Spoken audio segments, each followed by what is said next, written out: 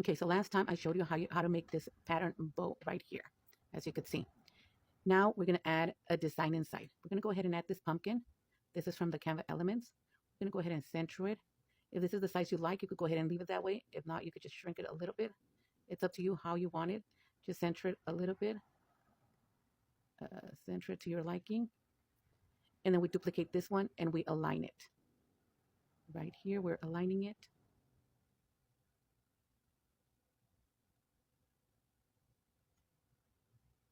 We duplicate this and then align it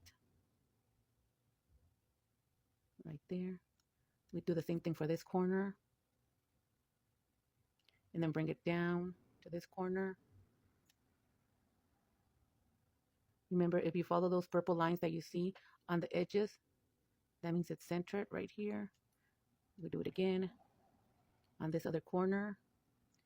Adjust the lining right here. And we got it right here. And then I want the bows and this frame to match. So I'm going to go ahead and change. If you can see right here, we're going to click on this one and you can change the colors right here. I'm going to leave this dark brown. I'm just going to change the inside. I'm going to change it more to this lighter cream brown. I'm going to go ahead and click right here. And then I'm going to choose the color from this swatch right here. And I'm going to change it. See? So it matches. So now that I'm going to do it, let's do the frame as well right here. We're going to go ahead and swatch it. So we're going to go ahead and do the same with the other bows.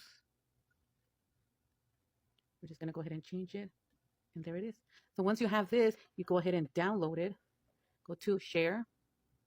Download. This is only if you have the Pro version. You could download it transparent background. It needs to be transparent background. And then you just select your image and we download. Once we have it downloaded, we're going to bring it in our new canvas. We're going to download it here. It's downloaded. And then we're just going to place it on this corner and reduce the size right here. We're going to duplicate it.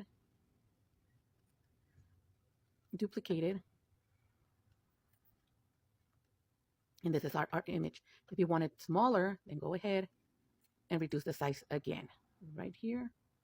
Depending on what you're going to use it for, this size I think it's good for tumbler cups, for big items, maybe like a pillow, a tote bag. This is still a little bit small, but this one's perfect for tumbler cups and bigger items.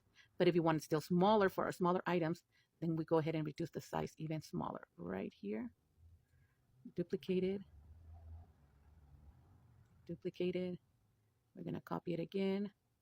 And there it is. Once you download these smaller, transparent background, let's go ahead and group it. But if you want it like a little bit bigger, just go ahead and do this. See? This is how you enlarge it.